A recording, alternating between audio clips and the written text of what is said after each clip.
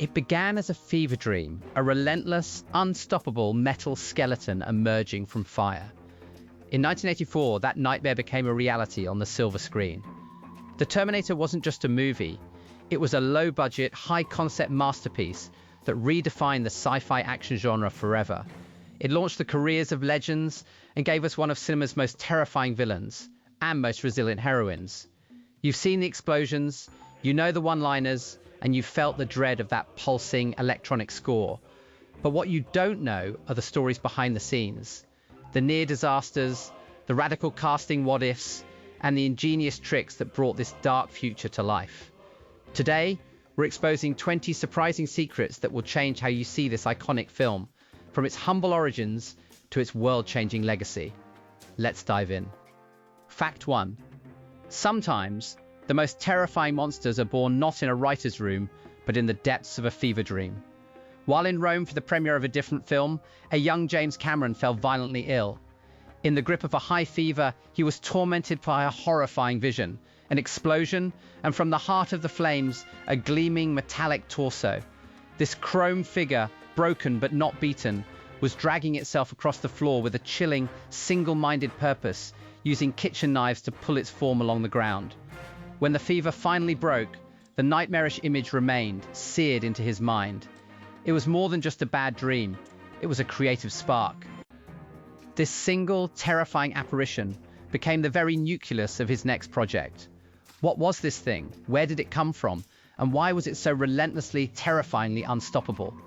From that one night of delirium, an icon was forged.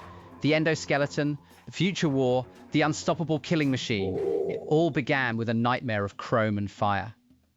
Fact 2.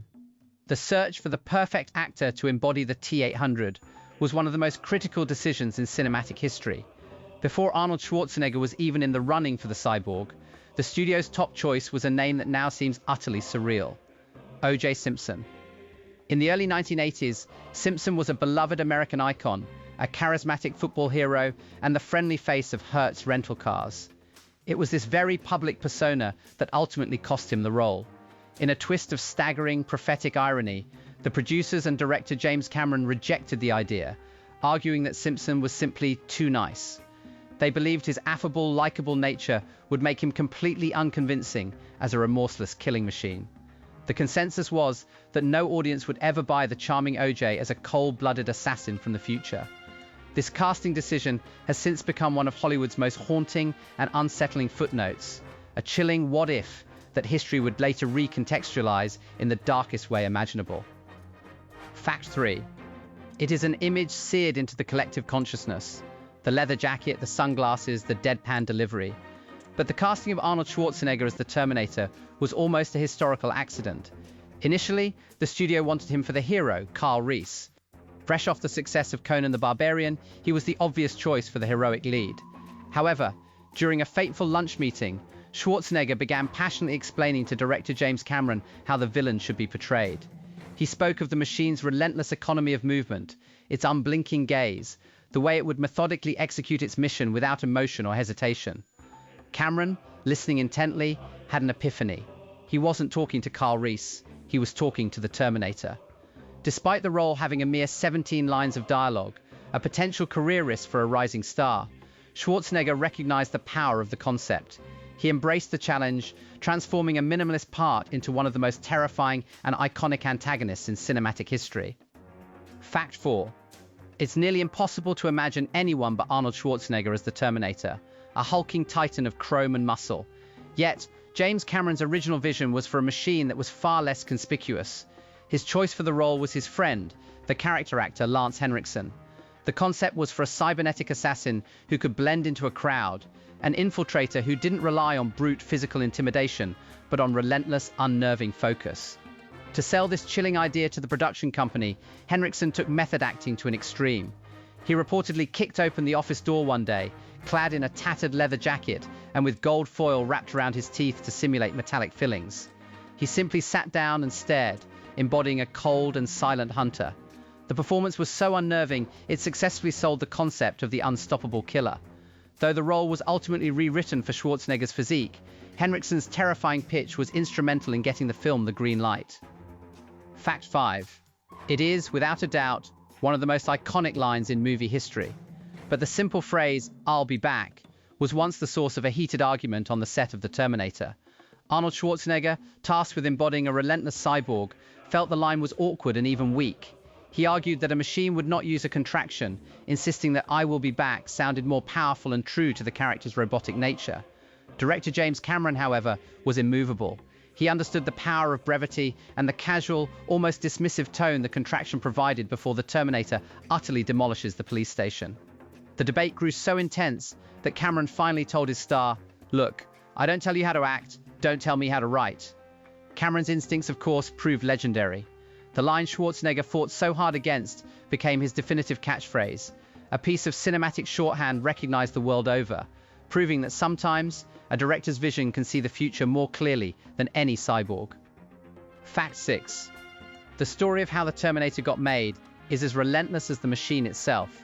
James Cameron, then a young and relatively unproven filmmaker, was possessed by a vision, a fever dream of a metallic skeleton emerging from an inferno. He knew he had a concept that could redefine science fiction, but Hollywood studios saw things differently. They loved the script, but they didn't want the unknown Cameron in the director's chair. They wanted a veteran, a safer bet. Faced with the terrifying prospect of seeing his creation handed to someone else, Cameron made one of the most audacious gambles in film history. He approached producer Gail Ann Hurd with an unbelievable offer. He would sell her the entire script, the rights to his masterpiece, for $1. There was just one non-negotiable condition attached to this symbolic sale. James Cameron, and only James Cameron, would direct the film. It was a deal that traded a potential fortune for absolute creative control, a bet on himself that would ultimately change cinema forever. Fact 7. Few images in cinema are as instantly menacing as the single red dot of the Terminator's laser sight, painting a target on its unsuspecting prey. In an era before digital effects made such things trivial, this chillingly precise beam of light was entirely real. The production required a custom-built solution for the Terminator's massive .45 long-slide pistol, resulting in a powerful helium neon laser that was far too large to be self-contained within the weapon. To make it function, Arnold Schwarzenegger had to be physically wired for the part.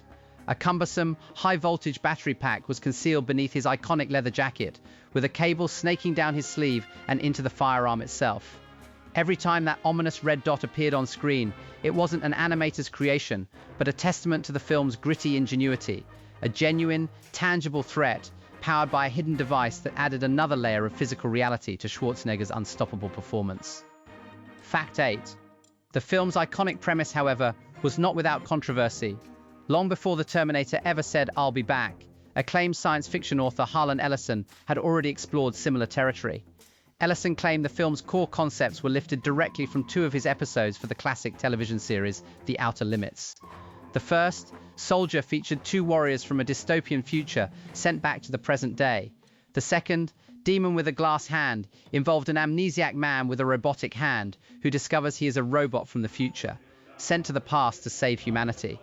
The similarities were striking enough that Ellison filed a lawsuit against Orion Pictures for plagiarism. The studio, reportedly fearing a costly legal battle and a potential injunction that could halt the film's distribution, chose to settle out of court. As a result, a quiet acknowledgement was added to the film's closing credits, a lasting testament to the creative battle that raged just beneath the surface of this cinematic landmark.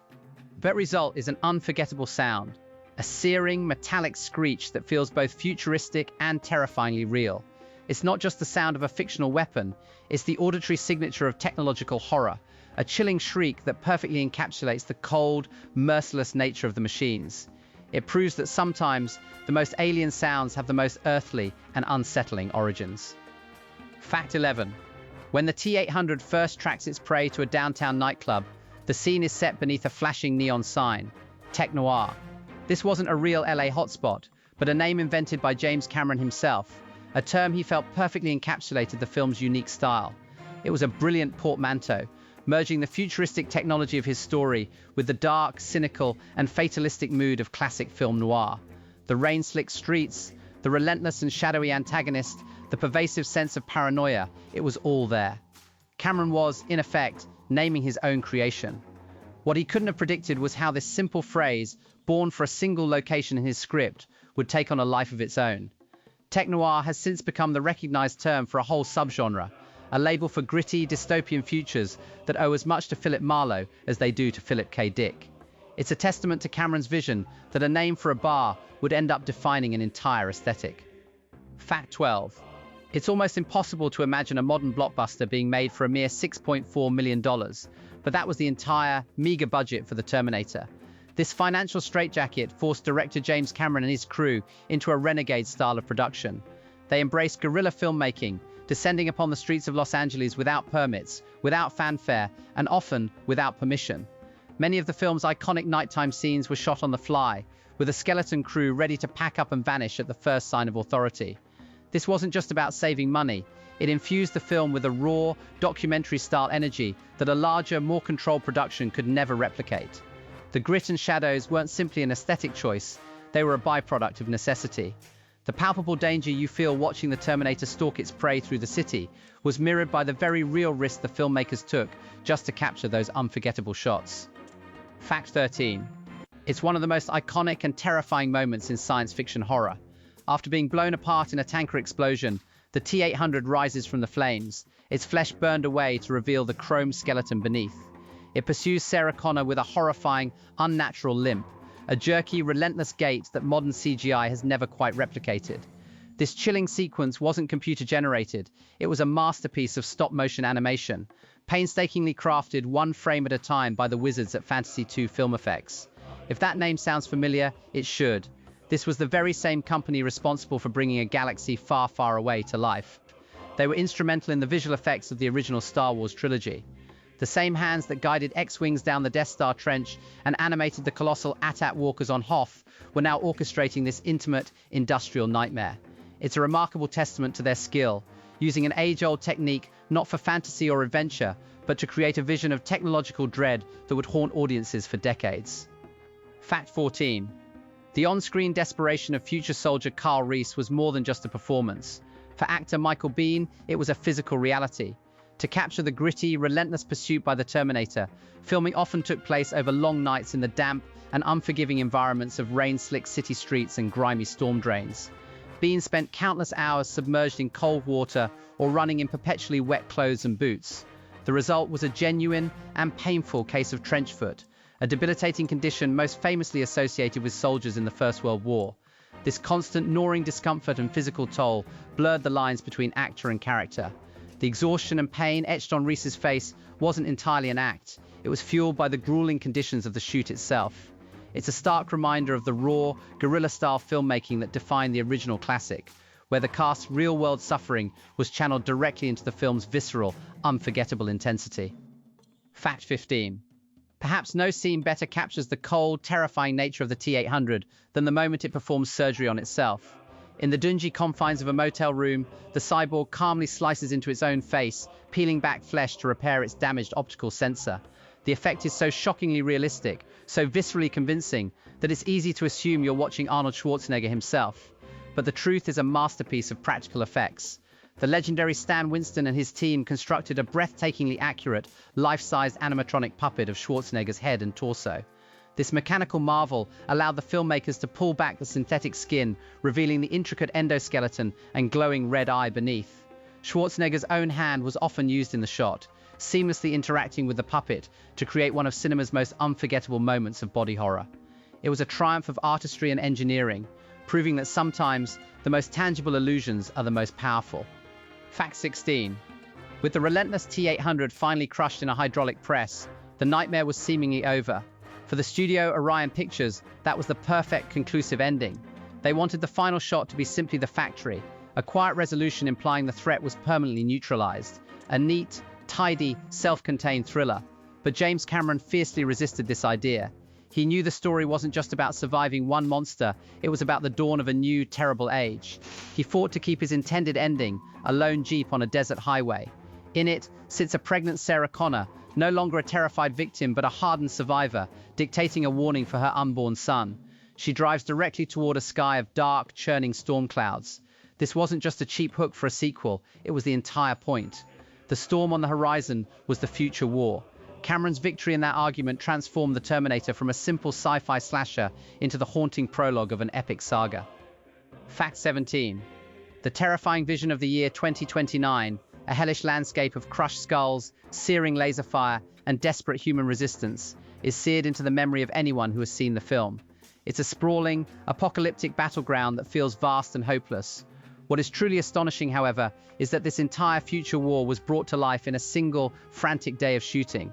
Faced with a notoriously constrained budget, James Cameron and his crew had no other choice. It was an audacious feat of guerrilla-style filmmaking, relying on heavy smoke, stark lighting, and cleverly designed miniatures to sell the illusion of a world consumed by war. Every explosion, every glimpse of a gleaming endoskeleton, and every shot of soldiers scrambling through rubble had to be captured with breakneck efficiency. This extreme limitation, born of necessity, forged a sequence that felt raw, chaotic, and terrifyingly real, proving that a singular vision can triumph over any financial constraint. Fact 18. In a quiet, tense moment at the Alamo Court Motel, the T-800 performs grisly self-surgery, repairing its damaged eye and forearm. The silence is broken only by the frantic, incessant barking of a dog just outside the door. It's a classic cinematic device, the animal that senses the unnatural, the monster hiding in plain sight. But that perceptive canine wasn't some highly paid, Hollywood-trained animal actor. It was Wolfie, director James Cameron's own dog. On a film famously made with a tight budget and a renegade spirit, Cameron simply put his own pet in the scene. It's a detail that perfectly encapsulates the production's resourcefulness. This small, personal touch adds a layer of unexpected reality to the terrifying fiction. The unstoppable killing machine from the future was, for a brief moment, being earnestly challenged by the director's family pet, a charming footnote in the creation of a sci-fi masterpiece. Fact 20. In 1984, no one expected a low-budget B-movie from a relatively unknown director to redefine the action and science fiction genres. The Terminator was a gamble, and the studio, Orion Pictures, was famously nervous about how to sell it to the public. Their initial marketing instincts were so off the mark, they nearly buried the film before it even premiered. The marketing department suggested a promotional campaign centered entirely on the love story between Sarah Connor and Carl Reese. The proposed poster art actively hid the film's central concept, completely obscuring the sci-fi elements and, most bizarrely, its imposing star, Arnold Schwarzenegger. They wanted to sell a tender romance, not a terrifying story about a killer cyborg from a post-apocalyptic future. It was a profound misreading of the film's power. Thankfully, this approach was abandoned. Audiences didn't flock to theaters for a love story. They came for the relentless, terrifying machine and the visceral thrill of survival, turning a potential marketing disaster into an undisputed and legendary surprise hit. From its gritty, low-budget roots to its status as a cultural landmark, The Terminator remains a masterclass in science fiction horror. It's a chilling vision of a future war fought in our present, propelled by an unstoppable force of nature that redefined the cinematic villain forever. A story that proves a great idea is more powerful than any budget. Thank you for joining me on this deep dive into a true classic.